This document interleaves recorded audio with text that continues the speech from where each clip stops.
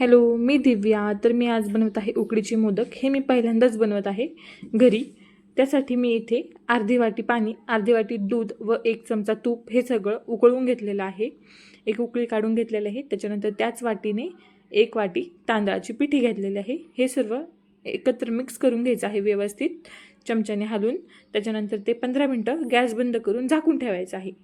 15 मिनटं झाल्यानंतर झाकण काढून पाहायचं व ते सगळं मिश्रण एका प्लेटमध्ये काढून घ्यायचं व हाताला तूप लावून ते व्यवस्थित मळवून घ्यायचं आहे. अशा पद्धतीने मळवून घ्यायचं आहे. चिरा बिलकुल नाही पडला पाहिजे. त्याचबरोबर मी एक साईडला तोपर्यंत सारण भरून घेतलेलं आहे. मोदकमध्ये भरायचं खोबरं, गूळ, वेलची पावडर व खसखस हे सर्व घेऊन एकत्र मिक्स करून घेतलेलं आहे. खसखस भाजून घ्यायची आहे. उंड्याला बिलकुल चिरा नाही पडला पाहिजे. मोदक मग मस्त होतात.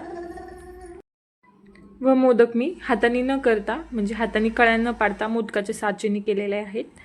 पटपट होतात व मस्त होतात. पटपट होऊन जातात. हाताने करायची म्हटले की टाईम लागतो. त्याच्यामुळे पटपट मोदकाच्या साचेनेच करायची.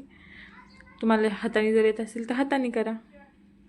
एका वाटी पिठीमध्ये 21 मोदक झालेले होते. बरोबर 21 मोदक. आणि जर हे सारण उरलंच तर आपलं कणकेचं पीठ असतं ना, ते त्याच्यात करंजी करून घ्यायची. खूप मस्त लागतं ते पण. अशा पद्धतीने मोदक बनवून घ्यायचा आहे.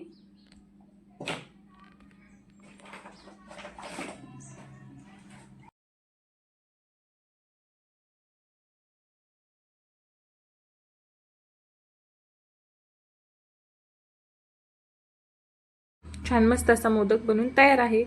व हे मी इडलीच्या भांड्यात एक प्लेट ठेवून उकडून घेतलेले आहेत. इडलीच्या भांड्यामध्ये